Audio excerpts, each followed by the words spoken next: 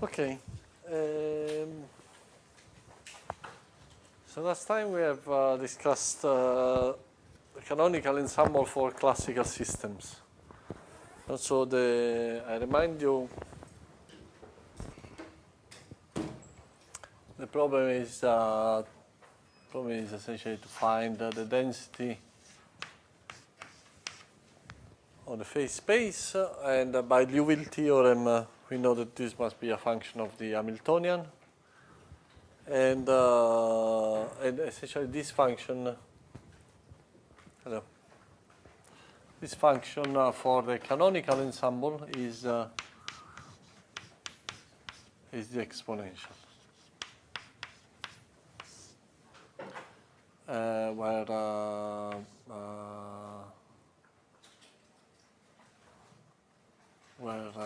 yes, you have a normalization constant. Okay.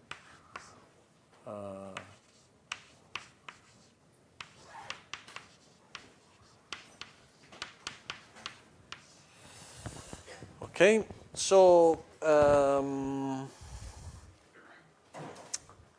so in the end, so this is for the canonical ensemble.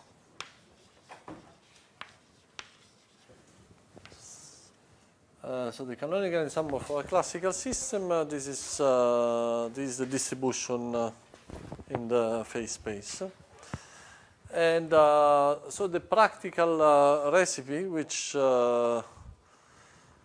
one has to follow is to compute the partition function.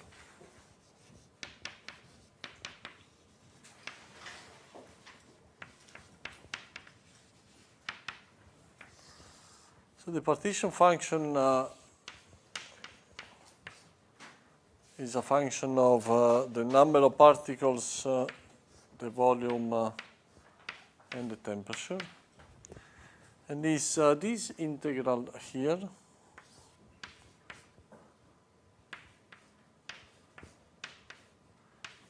e to the minus Hamiltonian divided by kt.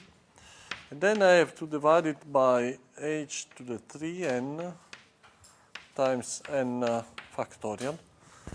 And I remind you that this h to the 3n comes because so this is a dimensional number, and h to the 3n is essentially the volume of a single microstate, which can be, potentially be distinguished on the basis of Heisenberg uncertainty principle. And this n factorial is here because when we count the state classically,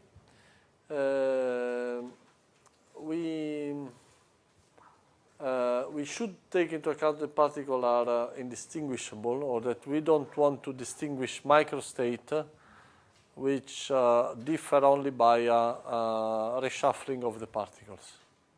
Okay, so in order to do this, and because otherwise we would have problems of the type of Gibbs paradox. Okay, we would find out that the entropy is not extensive, etc., etc. So this factor n factorial is the same motivation of which we discussed for the Gibbs paradox. Okay, so once you compute this number, then you can compute the Helmholtz free energy.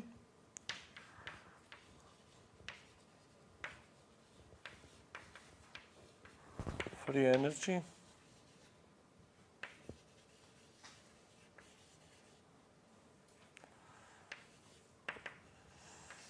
Which is just A of n v n t, which is given by minus kt times the log of Q of N, V, and T. Okay, and then once you have this Helmholtz free energy, you can compute everything of thermodynamics. Okay.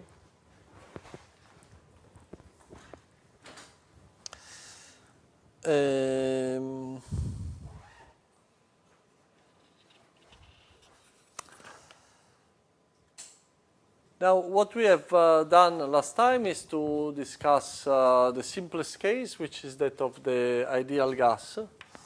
So for the ideal gas, classical gas,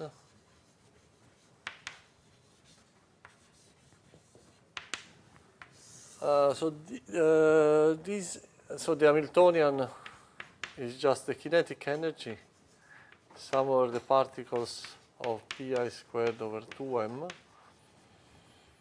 And then these integrals are, so the integral of the volume is very easy to do. It's just the volume. The integral over Q is just the volume to the power n. And the integral over the momenta is just a collection of Gaussian integrals. So what you find is that you can write this as 1 over n factorial times a partition function for one single system, for one single particle to the power n.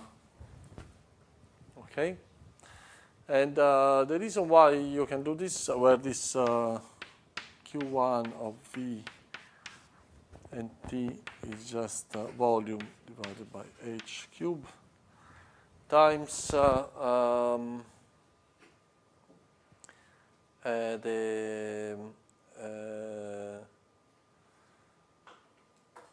the integral of the momenta of a single particle, which just give 2 pi m kt to the 3/2. Okay. So the reason why you can write the partition function of n particles as 1 over n factorial times the partition function of a single particle raised to the power n is that the particles here are non-interacting. They don't interact, so that all the integrals on all the different particles can be factorized. You can take a different factor, and then you have n factors which are the same, and each of them is the partition function of one single particle. Okay? And this is true for all non-interacting systems.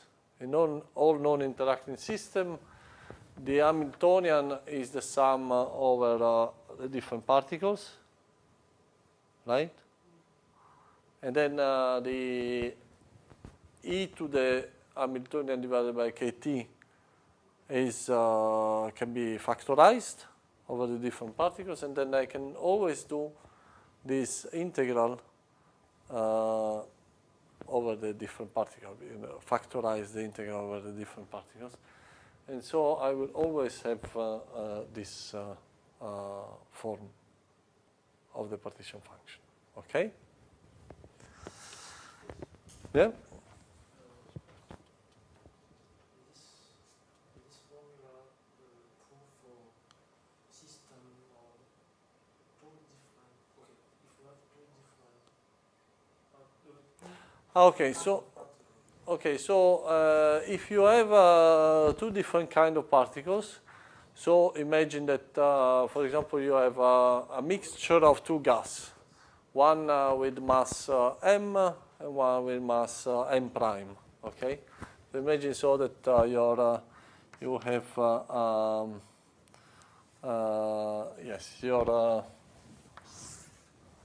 a mixture of two gases. So the Hamiltonian would be the sum over the first type of particle. Let's say we have n1 particles of type 1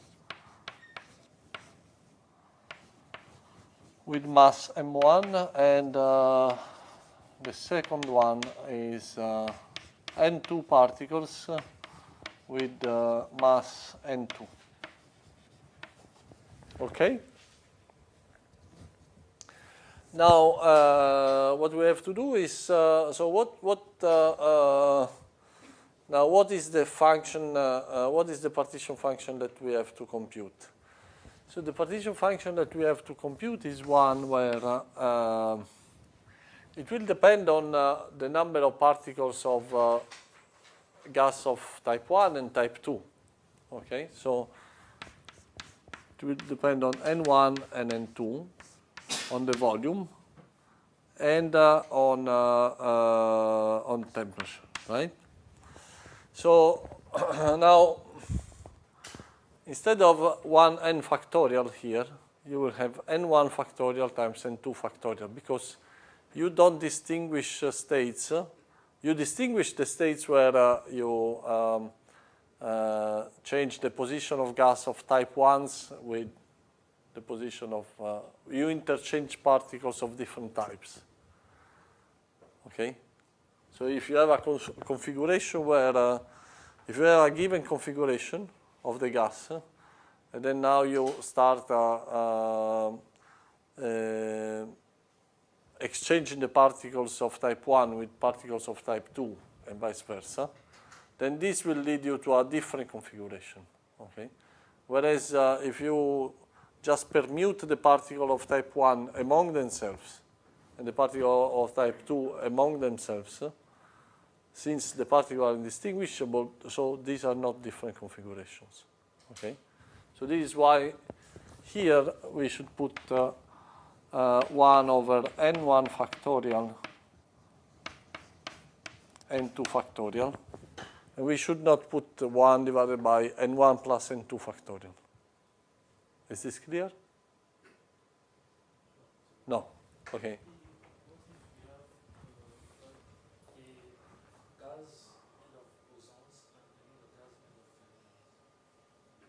No, okay, so here we are still discussing classical systems.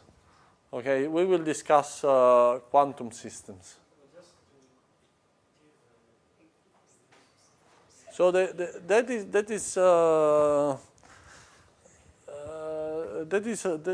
are different effects which we will discuss. Now we are discussing a classical system, classical systems, and so an example of the question you were posing, where when you have two different types of particles, is gas, for example, with two molecules, different molecules with different masses. Okay?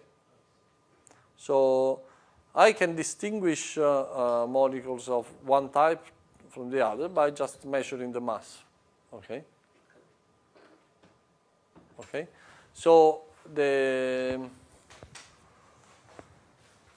particles of type 1 are distinguishable from particles of type 2, but particles of type 1 are not distinguishable among themselves, and particles of type 2 are not distinguishable among themselves.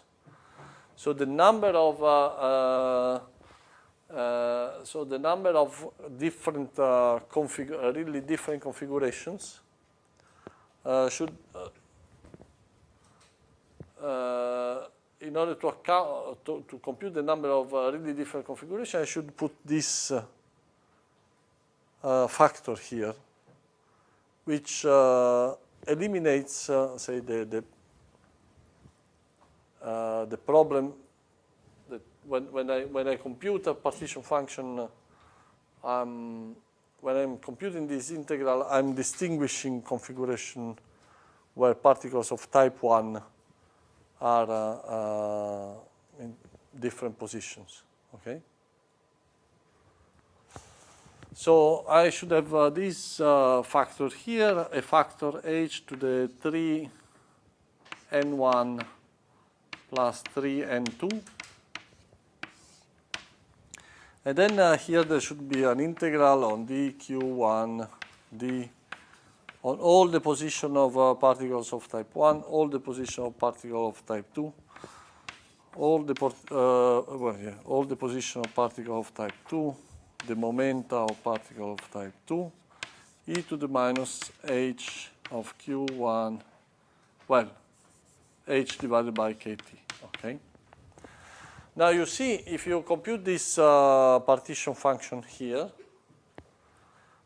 you see that you can write it in the following form, because you have 1 over n1 factorial, and then you can group all the integrals. So this Hamiltonian is a sum of the two Hamiltonian of the two systems. So you can factorize them. Within each system, you can factorize it in every particle, on all the particles.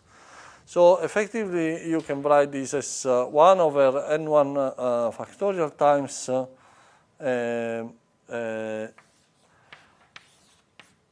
a partition function with one particle for system of type 1 at temperature at volume V and temperature T to the n1 times 1 over n2 factorial times the partition function of one single particle of type 2 of in volume V and temperature T. It's just the sum, because in the partition, the expression of the partition function we have 1 over n factorial. So it's just the sum. It's the sum. You say here I should have n1 plus n2 factorial. No, in the last line, yes. Yeah? It's not 1 over n factorial, because in the expression of q, n1. no, have to remove n1 factorial and n2 factorial. Yes, Ah, is that- do I have to remove it? no, because in the expression of q we have 1 over n factorial. Yeah. Yes. So if you put it there, we cannot obtain the q, because in the expression of q we have. Yes. So this is for an homogeneous system, no? This is what you have to find to do for an homogeneous system of identical particles, where you have n identical particles, and you have to put this n factorial here, because otherwise you would be counting differently microstate which only differ by permutation of the particles. Okay. What I'm saying, let's write the expression for q1 for example. Q1. Yes. So Q1 of 1 will be just this expression with mass equal to m1. Oh, if you want to use this one, yes. This one? Yes. Q1 will be. Q1 is just is exactly that, no? Yes, but with n1 factorial. N1 factorial. Yes, okay. N1 factorial is equal to? No. Huh? N1. Yes, here. If you want to use this formula here, Yes. you want to compute Q1 is Q1 equal 1 over 1. No, wait. N equal to 1. Yes. No, So- N1. N1. Yes. Okay. Okay, yes. Indeed, what I'm writing here is that the partition function, if I have two different systems, should be Q of N1 times Q of N2. Yes, with this factor. Yes, exactly, which is this one. Yes, if we include this factor, we don't have to write it here. No. Why? Sorry, so let me do it.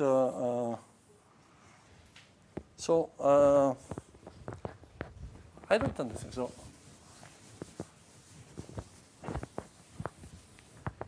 So do you agree that the combined system, so the partition function in that case should be Q of N1 of volume and temperature times Q of N2 of volume and temperature? Yes. Okay? Okay, so what is this? So this is 1 over n1 factorial times all these integral dq1, dp1, e to the minus h1 over kt. Okay? h1, I call this h1. Okay? Huh? Ah, the Planck constant, you're right. H to the 3n1. Okay? And then the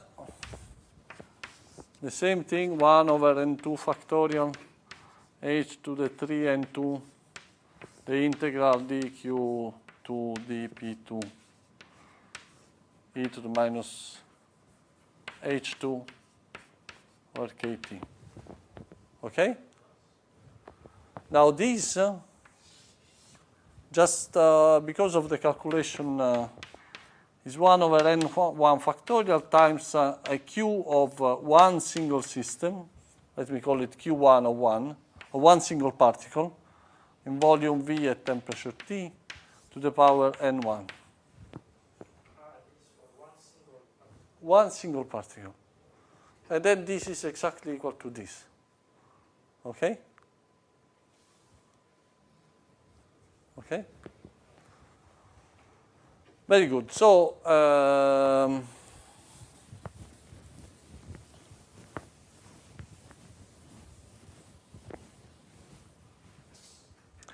so this is the general, and then of course you take the log, and you have the free energy, and you can compute everything. Okay. Okay, so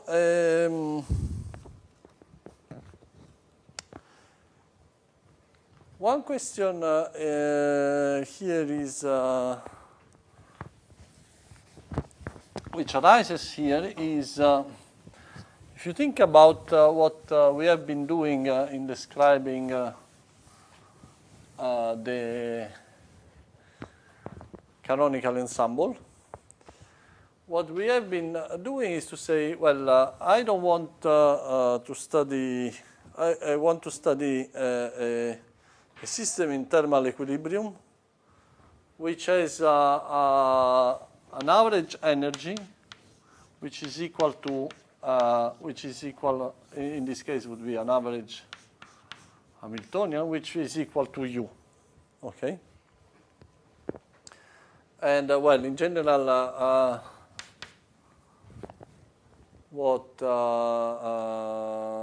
the way we have written this was that was the sum over all the states of ER e to the minus beta ER divided by sum over R ER. Okay? So in the canonical ensemble, so let me remind you about the notation here. So we have been studying about a system which can be in many different states, labeled by R. Each of these states has energy ER. And we have asked what is the probability distribution, what is the generic probability distribution over these states such that the average energy, what is the probability PR of state R, such that the average energy is fixed, is equal to U, but the energy can fluctuate. Okay? And, we have said this is essentially a description which will apply to a system in thermal equilibrium. And then we have seen that the form of this PR is given by this form here. So this is PR. Okay. And that beta is 1 over KT. We don't have ER in the denominator, right? We don't have ERs. Yeah. Otherwise, this is 1. Yeah. Okay, so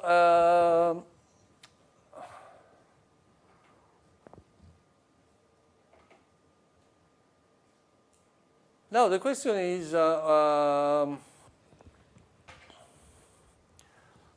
and once we do all of these, then we can compute, in the end, we have a recipe to compute the Helmholtz free energy and to compute all the thermodynamic relations. Okay.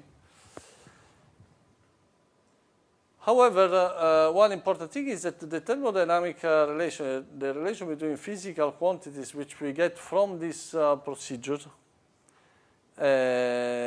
should be the same as those we derived from the microcanonical ensemble, where we were fixing the energy and we were computing the entropy and then compute thermodynamics from the entropy. We must have the same description. And if we must have the same description, it must be that even if when I'm considering this system where I'm not strictly fixing the energy so the energy here can fluctuate from 0 to, well, from minus infinity to plus infinity in principle.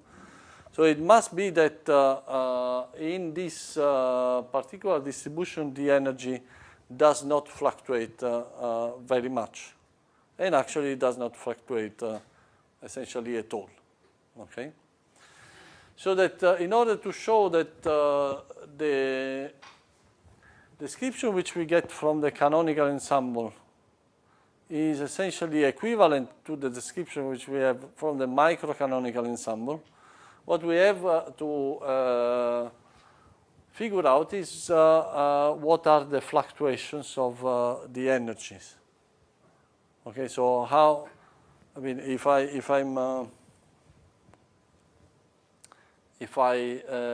measure, so what is the probability that I will find my system with an energy which is very different from this one? Okay.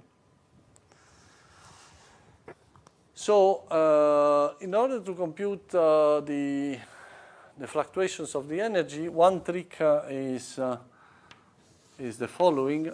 Let us take the derivative of this equation with respect to beta. And so if we take the derivative with respect to beta, you see that up here you have a term which is minus ER times minus ER, which is essentially minus the sum over R ER squared times PR. Okay? So this is the term where you take the derivative here. There is a term ER squared, and then what remains is just PR. Then the other way I should take the derivative is here. Okay? So what I would have is just essentially the sum over R of ER times PR all squared. Okay? Because, well, I have a minus sign because I'm taking the derivative down here, another minus sign because I'm taking the derivative of this. So this will be squared, and I will have also the numerator squared. Okay? So all I will have is all of this squared.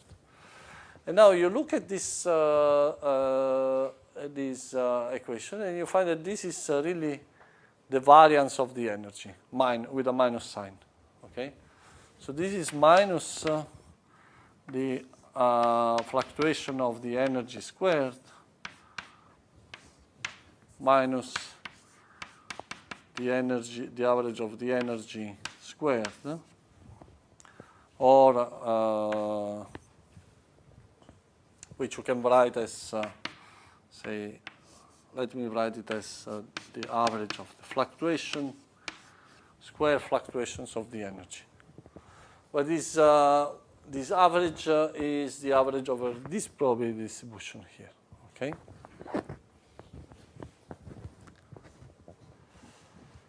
But what I can do is also to do this, to take this derivative using thermodynamics. So what I know is that if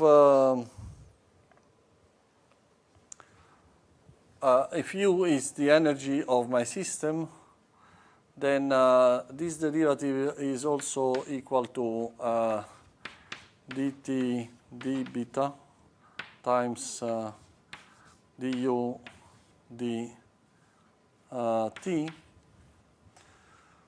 And since beta is 1 over kt, this is minus 1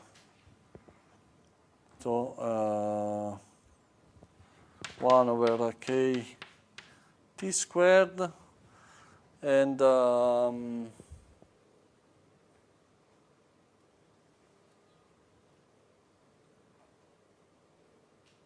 sorry,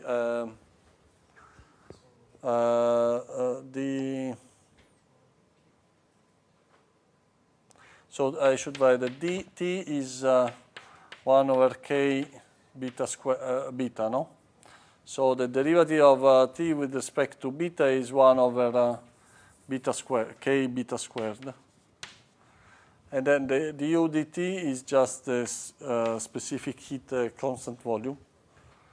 So this is just minus k t squared times Cv. So if you now, here there is a minus sign. So if you compare these two equations, you get a very interesting result. You get a very interesting result that the fluctuations of the energy are equal to k t squared times the specific heat. Okay?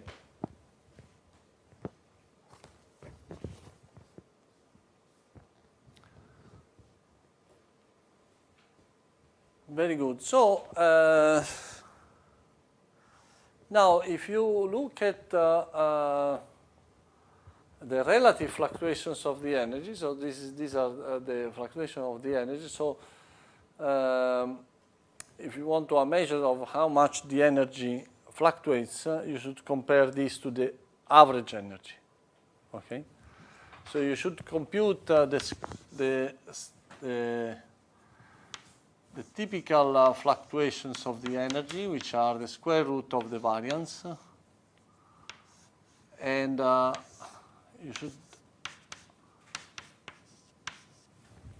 compute the relative fluctuations. Okay. So these relative fluctuations are clearly equal to k t squared times, t times the square root of k times Cv over u. And the important thing is that now a specific heat is extensive, the energy is extensive. So all of this is of order 1 over square root n. Okay? So if I take a very, very large system, the relative fluctuations of the energy will be extremely small. So that even if the energy is not fixed in the probability distribution, in the probability distribution, I will only observe values of the energy which are essentially equal to the average energy, and the deviation which I will observe from that, in relative deviation which I will observe from that, is over the 1 over square root n. Where square root n is always very, very large, n to the 10 to the 23. So essentially, I will not be able to. I mean, it's very difficult to see any fluctuations in the energy now, or in the macroscopic system. Okay?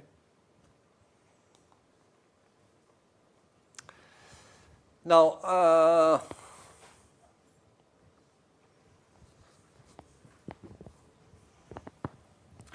I would like to give you a little bit more of insight into why this is so.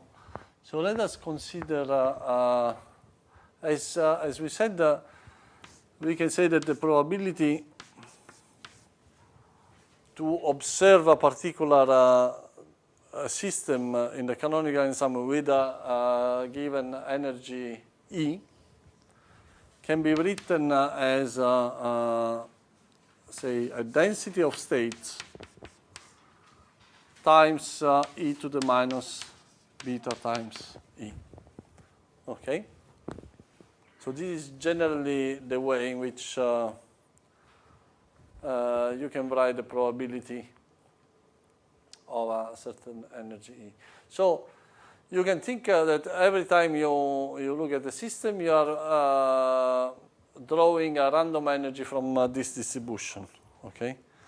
So it must be that if the fluctuations of the energy are very, very small, so this probability distribution must be very, very concentrated. Okay? So it must be, and indeed you can figure out that generally if you plot, so this function here, the density of states will be a very fast increasing function of the energy, because the more you increase the energy, the more states you can accommodate. Okay, so G of E will be very, very fast increasing. E to the minus beta E is a very fast decreasing function instead. So the product, when you make the product between the two, there will be a maximum. There will be likely a maximum in between.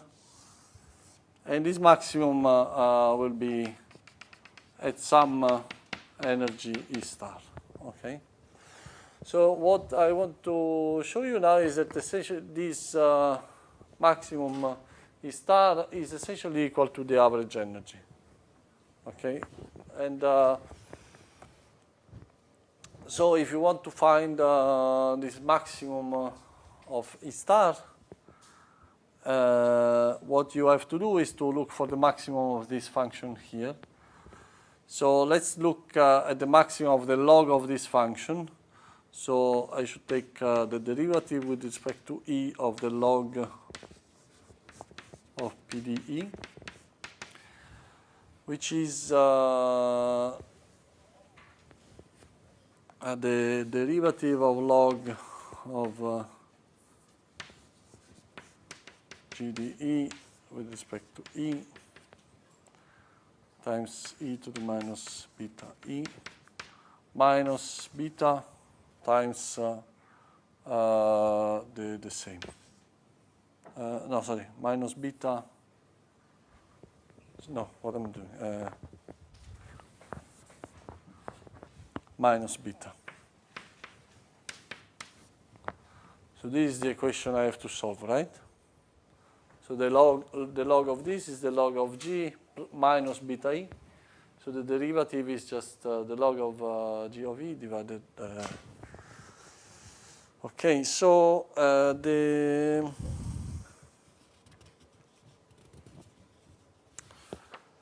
solution of this equation is will give me the maximum, and you can see that the solution of this equation is where the derivative of the log of G of E divided by dE at E equal E star is equal to beta.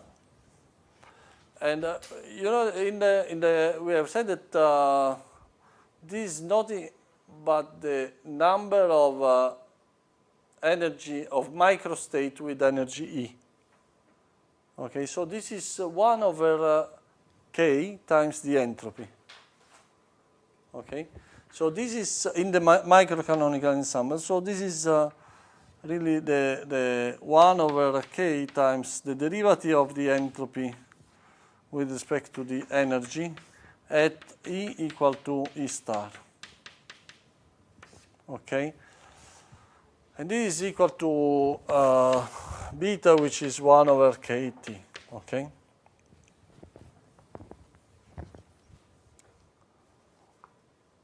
On the other hand, in the canonical ensemble, we know that this is true, so that the temperature, so the derivative of the entropy with respect to the energy,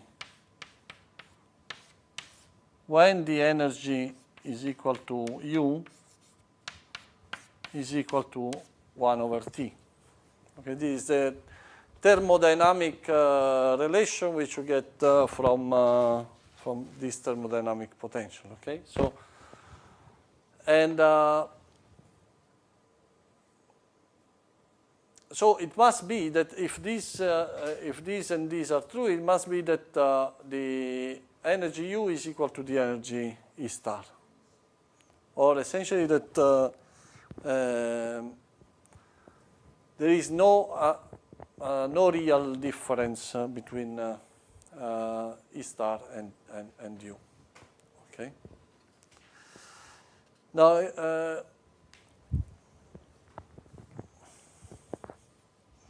let's. So we can see this for the ideal gas. For the ideal gas.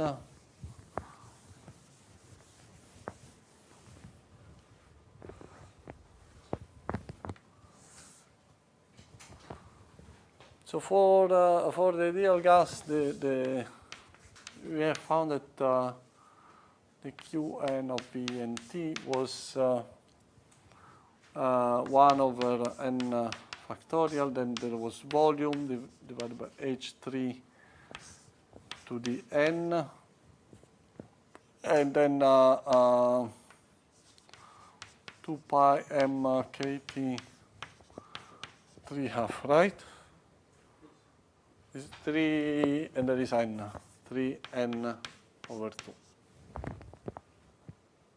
Why much GD max last expression? This one? No, yes, the free expression. Just So what I'm saying is that, well, we are looking for the maximum. You call A star the maximum. So the condition that this is maximal is telling you that the log of G of E, the derivative of this at E star must be equal to 1 over kt. Okay.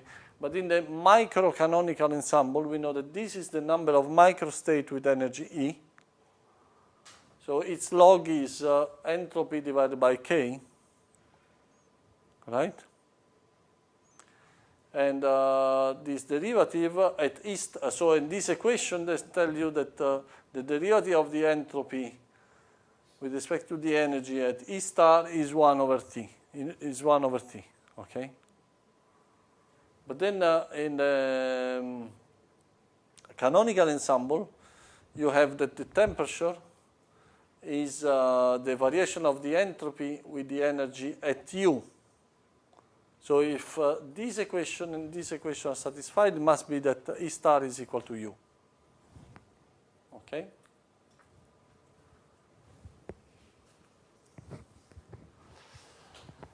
Now, and we have also seen that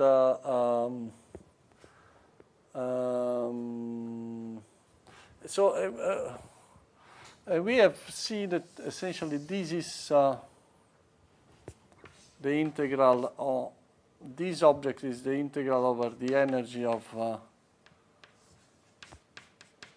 G of the energy e to the minus beta times the energy. Okay, so that you can essentially write the partition function in this way. Okay, so now what I want to find out from this equation is what is G of E. Okay, now in order to do this, this is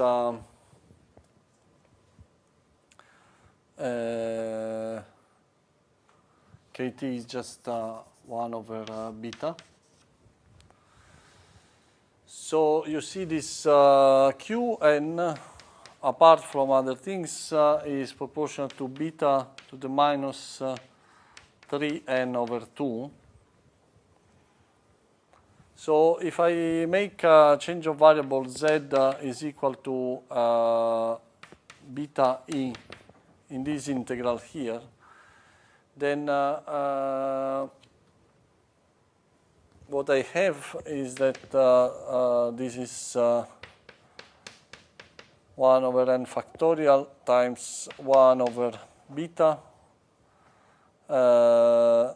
times an integral in dz of g of z divided by beta of e to the minus z.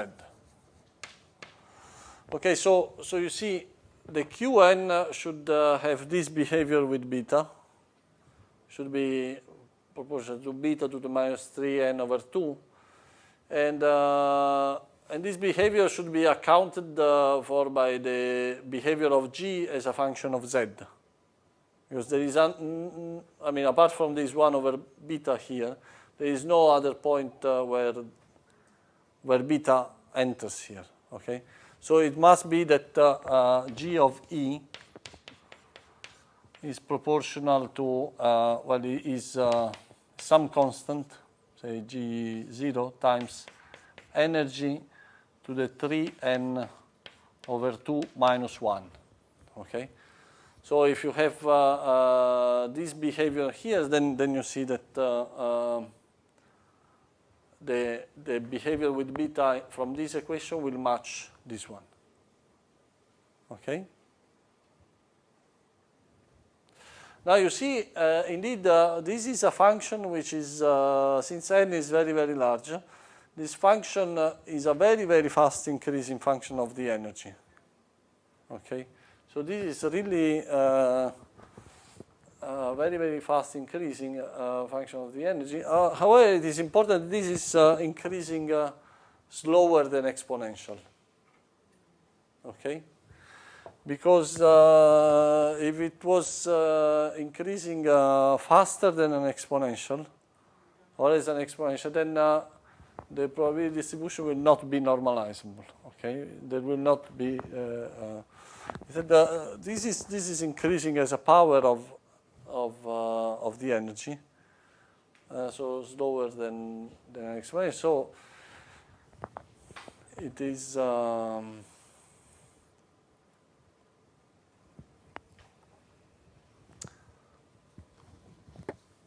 so that there is actually a single maximum there, and actually you can. It is possible to work out. It is possible to work out what the probability distribution of the energy will be, because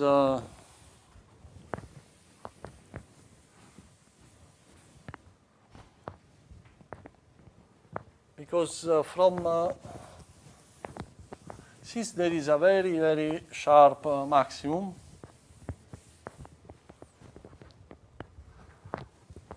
what we can do is to take the log of the probability of the energy and to expand it around the maximum. Okay, so the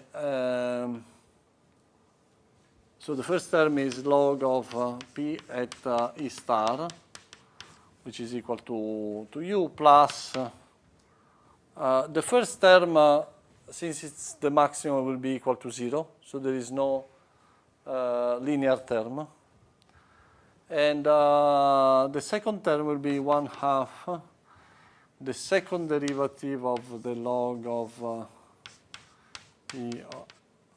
p with respect to E squared at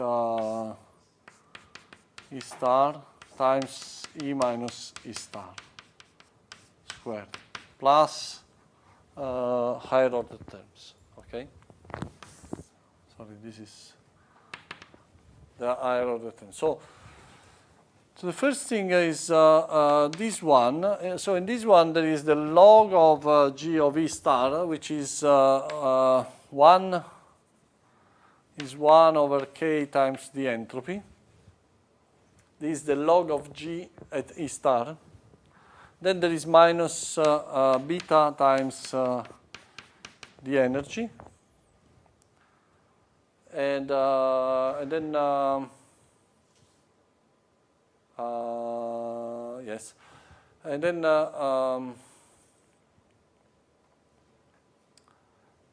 so the second derivative, now the second derivative of this, well, we can argue that this will be the derivative with respect to the energy of the first derivative with of the derivative, well, of S divided by K minus beta. So the derivative with respect to this, sorry,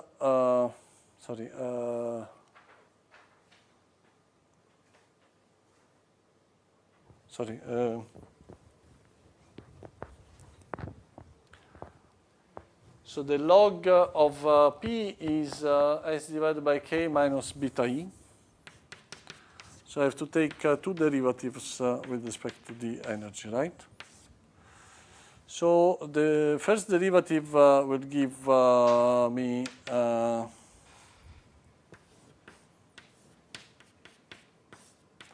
the first derivative of the entropy with respect to the energy would give me 1 over the temperature. Okay, so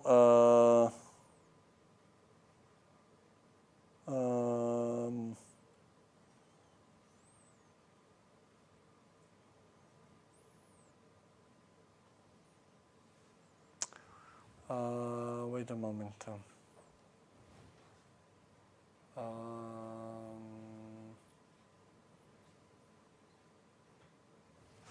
No, this is not the right way to proceed.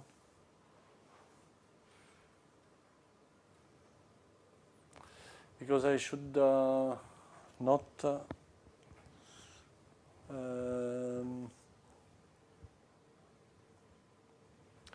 so if I compute this second derivative, then I should compute it at E star only at the end. Okay, so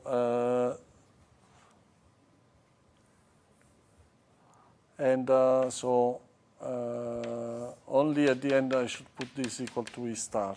Okay, so the first derivative will give me, so beta is just a number here. Okay, so the first derivative will give me 1 over kt, and here I will get minus beta.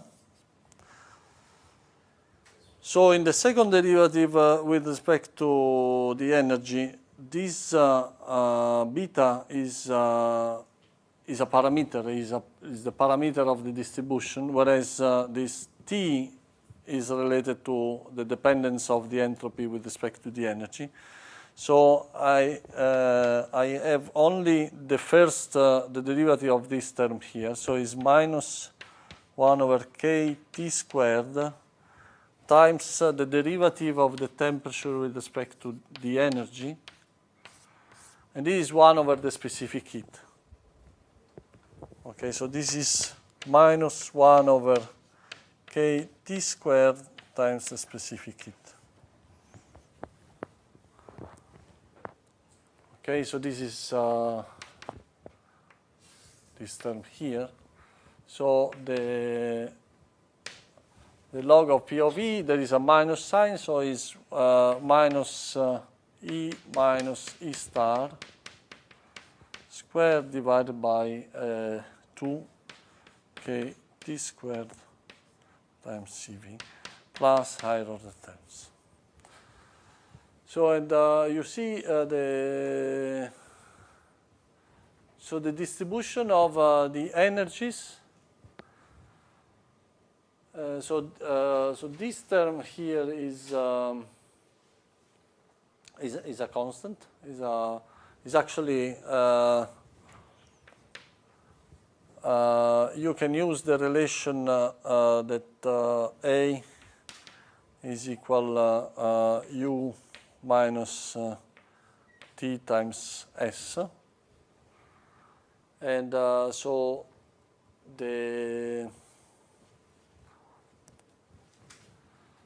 with this relation, essentially you see that beta times A is equal to beta U, or well, this E star is equal to U, no? So minus 1 over K times S. So this is actually minus beta times the Helmholtz free energy minus E minus, well, the energy, average energy divided by 2 kT squared Cp. Okay, so what you get in the end is that the distribution of this distribution of energies in the canonical ensemble is very well approximated by a Gaussian distribution of this form, with a variance which is given by exactly this result here. Okay.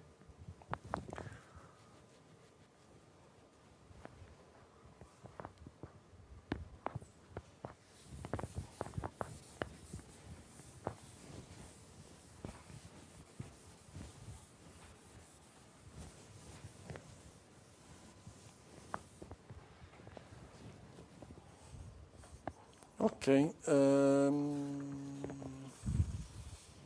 Now I want to start discussing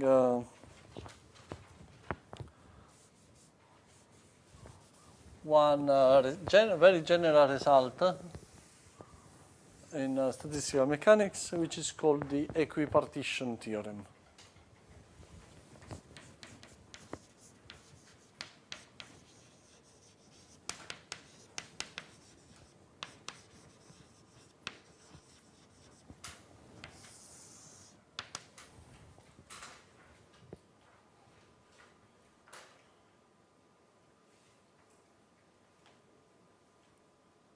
Okay, so this theorem is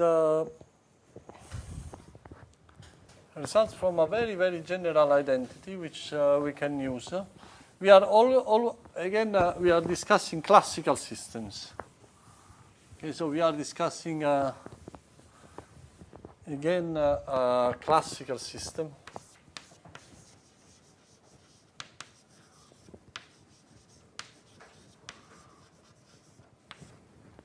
So classical system, I will have an Hamiltonian which depends on the coordinate and the momenta of 3n coordinates, 3n momenta, and so let me call. So in general, it will be a function of a set of coordinates, and x is a vector. Coordinates x1, x2, up to x, for example, 6n for a gas. Okay? For a gas, I mean, there will be. So you may imagine that these are either the coordinates or the momenta. Okay? Now, what I want to do is to compute the derivative of the Hamiltonian with respect to one of the variables, xj, multiply by variable xi, and then compute the average in the canonical ensemble. Okay, so this is the expected value on the canonical ensemble. So it means essentially that what I want to do is the integral on all the x values, all the coordinates of xi dh. So this is d6n, okay, x. dxj times e to the minus beta h divided by integral dx 6n of e to the minus beta h of x. Okay? This is just the expression of the expected value of this function here. Now I can use a trick. Take this integral up here. And this integral up here, I can write it as in this form as xi times the derivative with respect to xj of say minus 1 over beta of e to the minus beta h, right? So if you take just the integral up here, this is equal to, so this part is equal to this, okay? Because when I take the partial derivative of e to the minus beta h with respect to xj, I will have e to the minus beta h times the partial derivative of h with respect to xj, and I have a factor minus beta, which cancels that. Okay? Very good. Now what I can do is to take an integral by parts here. So that is, I take, I do the, I mean, these are 6n integrals. So I will do the, I have minus 1 over beta. And then I have 6n minus 1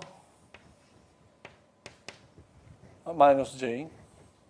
So all the integrals which do not involve variable j are these ones. And then in variable j, I do an integration by parts. Integration by part means that, well, I have the term where there is xi times e to the minus beta h of x.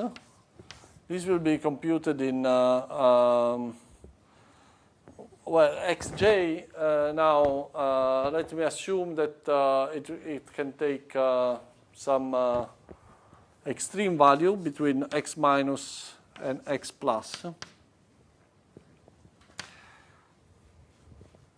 And then I have the other term of the integral by part, which is the integral on dxj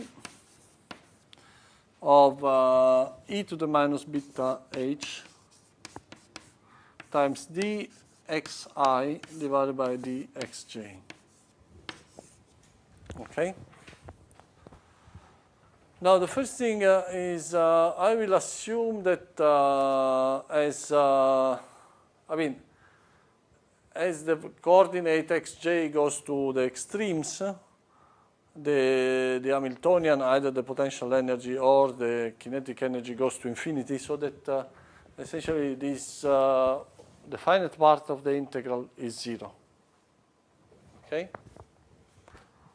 And the second thing is that here the partial derivative of xi with respect to xj is the delta ij.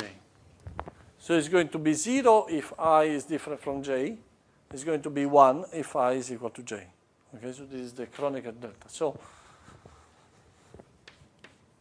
what I will have is minus and minus. I have delta ij divided by beta times an integral. And the integral which I'm left with is just the integral over the other coordinates and the coordinate xj, which is just my integral over all the 6n coordinates of e to the minus beta times h. Okay? So this, so the integral up here is equal to this. Okay? Which means that this expected value here and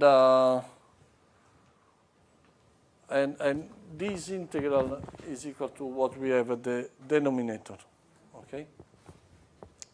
So that what you find out of this is that this expected value is equal to delta ij divided by beta, or kt delta ij. Okay? So this is a very, very general relation which holds in classical for classical systems. Okay.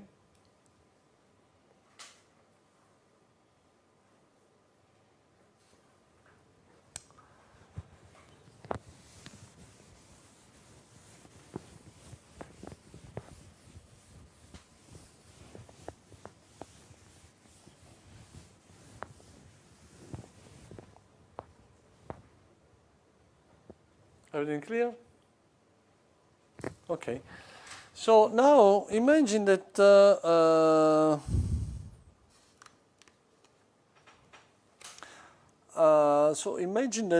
you have an Hamiltonian. Yeah.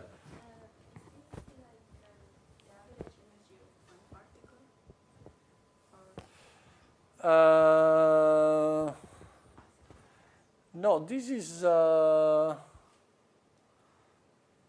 not the average energy of one particle. It's well, if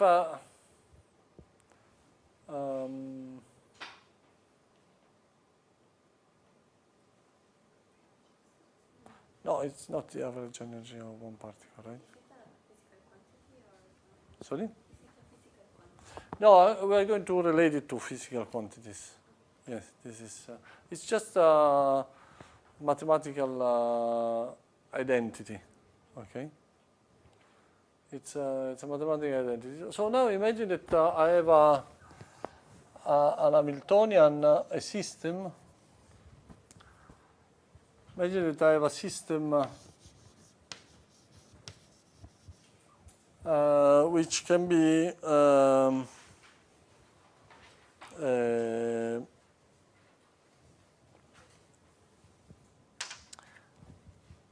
can be described in canonical coordinates by a quadratic Hamiltonian. So imagine that the Hamiltonian of my system is really a sum over the particle of some ai times momentum squared plus bi times. So this, for example, an harmonic oscillator. Okay.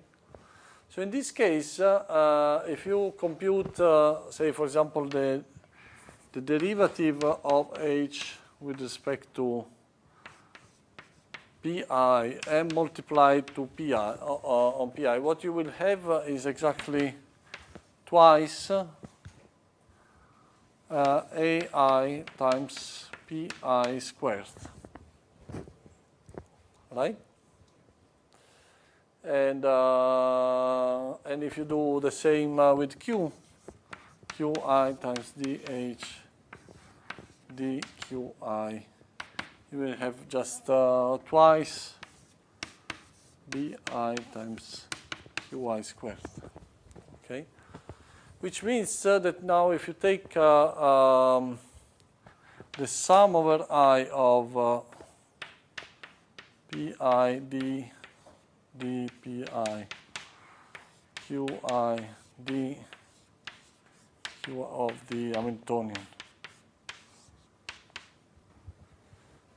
If you combine these and these, and you take the average of this on the canonical ensemble, if you combine this equation and this equation, you will get just twice the value of the expected value of the energy, so twice times the energy, the average energy. Okay. However, now if you take this relation here, then the expected value of all these terms will be equal to KT. Okay, so that here you will get KT times the number of degrees of freedom. Let me call it F. Okay, so this F is equal to number of degrees of freedom.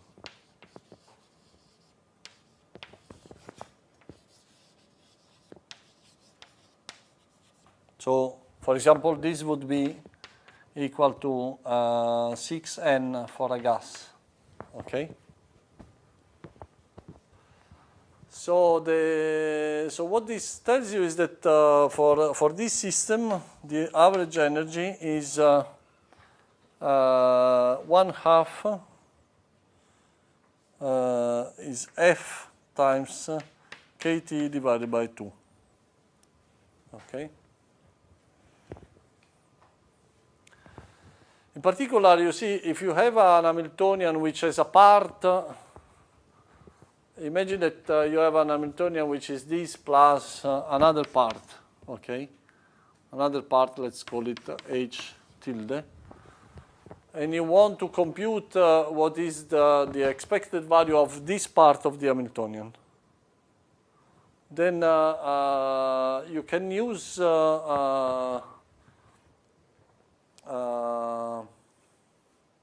and imagine that so this part does not depends on other coordinates, okay, which does not depend on the Q and the P which enter in this part of the Hamiltonian.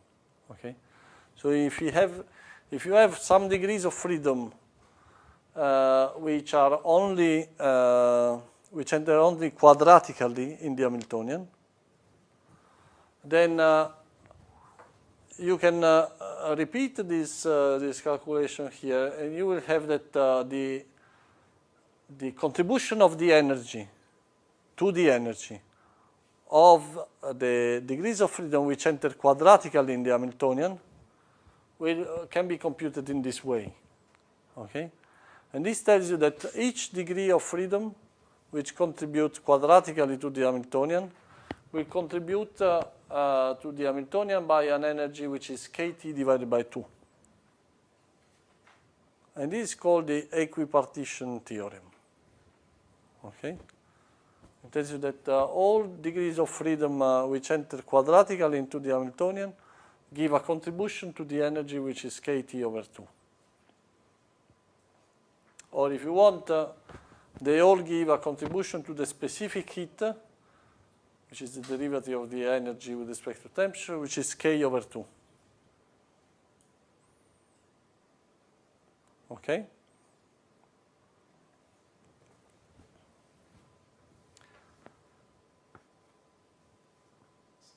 Yep. Why we specifically work with those quadratic terms? Because, well, for quadratic terms are quite frequent. So, for example, the non-relativistic kinetic energy is it's a quadratic term in the Hamiltonian, right? And also in many classical systems, so the Hamiltonian is the part which depends on the momenta is it's quadratic, no? And also in many cases you can use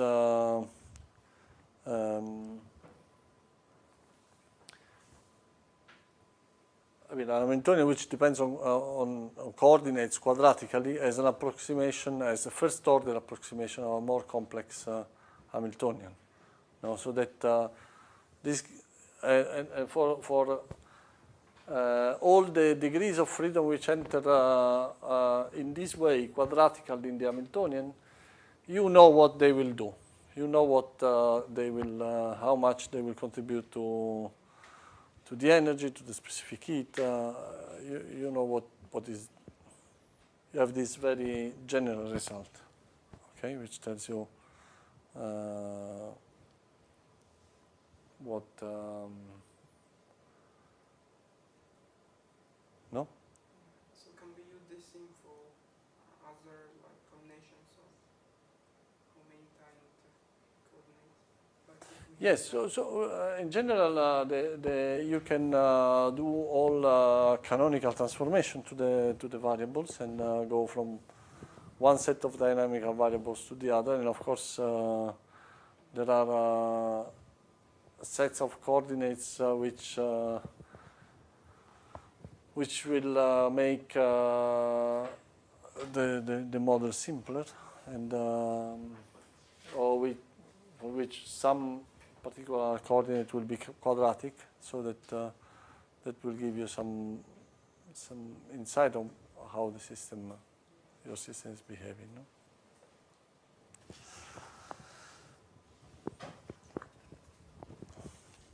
Other questions?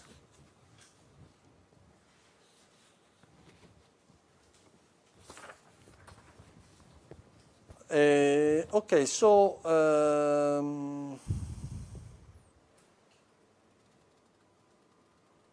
of course I remind you that this result, the Equipartition Theorem, only holds for classical system. Classical systems, I mean, it also holds for. It's very general in the sense that it holds for any Hamiltonian. But it also only holds for classical systems. For quantum systems, what we will see is that this equipartition theorem is a good approximation at high temperatures, because that is at high temperature the classical approximation, the classical way of counting microstate is approximately valid, whereas at low temperatures the way of counting the microstates is not valid. So in particular, this you see this, for example, one contribution, so this tells you that there should be a contribution which is equal to the kinetic energy, let me call it K. For classical non-relativistic systems, should always be equal to 3n kT over 2. Okay? So that the energy should be, because any Hamiltonian, any classical Hamiltonian or a classical system will have a kinetic energy which is equal to sum over I of EI squared over 2m plus, say, an interaction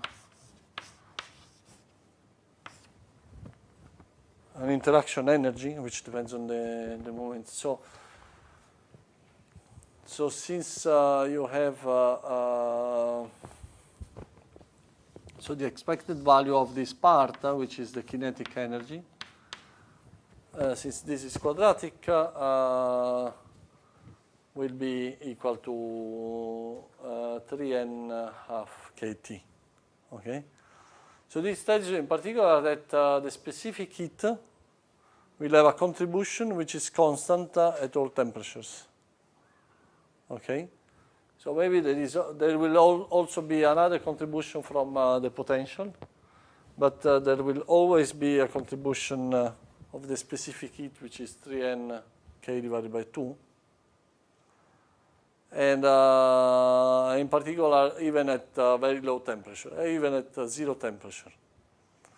And that is clearly wrong, in the sense that the specific heat also typically goes to zero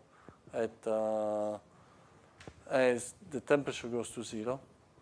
And this is because you should think of, we have seen today that the specific heat is related to energy fluctuations. It's related to fluctuations of the energy. And you can decompose the fluctuations of the energy in the fluctuations of different degrees of freedom. Okay? So what happens in quantum mechanics is that, say, for example, when you quantize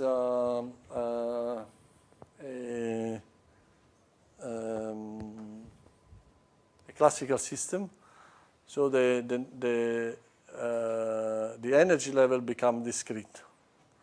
So you have a finite number of occupation of way to occupy the energy levels, and at 0 temperature, few of these energy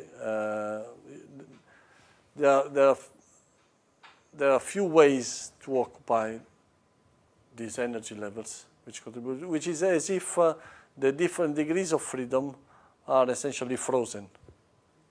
Okay, and so if they are frozen, they will not contribute to the fluctuations of the energy, and they will not contribute to the specific heat. Okay, we are going to see this even for ideal gases in Fermi statistics and in Bose statistics.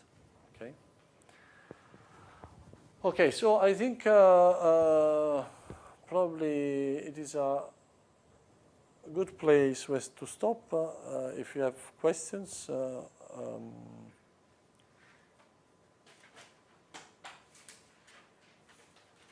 is everything clear?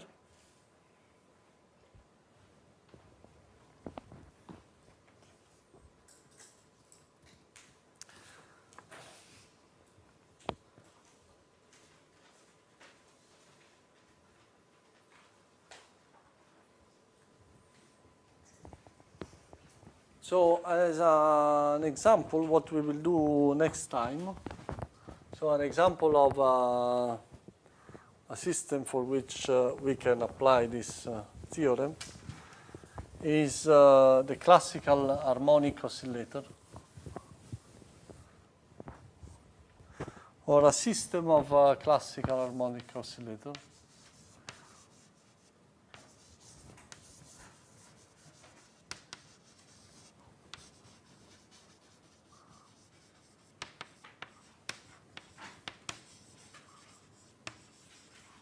So for this system, the Hamiltonian, you can think that the Hamiltonian is just the kinetic energy plus an elastic energy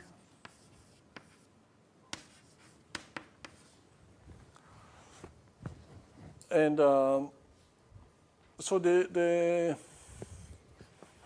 I mean, you can consider this as a completely artificial system, but you can also consider this as an Hamiltonian which describes, for example, the small oscillation of atoms around the crystalline positions. Okay, and so this is this can be a first model to study thermal properties of solids. Okay, to study the and then in that case, you would think that each I would run on crystalline lattice, and on each position I of the crystalline lattice, you have a different atom, and this is the oscillation of this atom around its equilibrium position are described by say an harmonic oscillator, or indeed by 3 harmonic oscillators along the 3 directions, along the 3 dimensions. Okay, so this is and of course you see this is clearly we will discuss this. We will do all the calculation for this system next time. It's rather simple. You can also do it as an exercise. But you see that for this Hamiltonian, we can directly say that the energy at a given temperature will be equal to, so each of these, each particle will contribute 3/2 kT from here, 3/2 kT from here.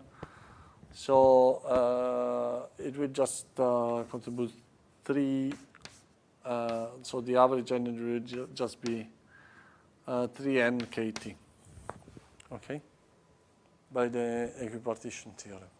Okay. And so the specific heat of this solid will be 3nk, okay. But maybe on Friday we are going to check this result, do the calculation in full glory. Okay? So see you on Friday, on Wednesday. Yes, Wednesday at 9. Okay?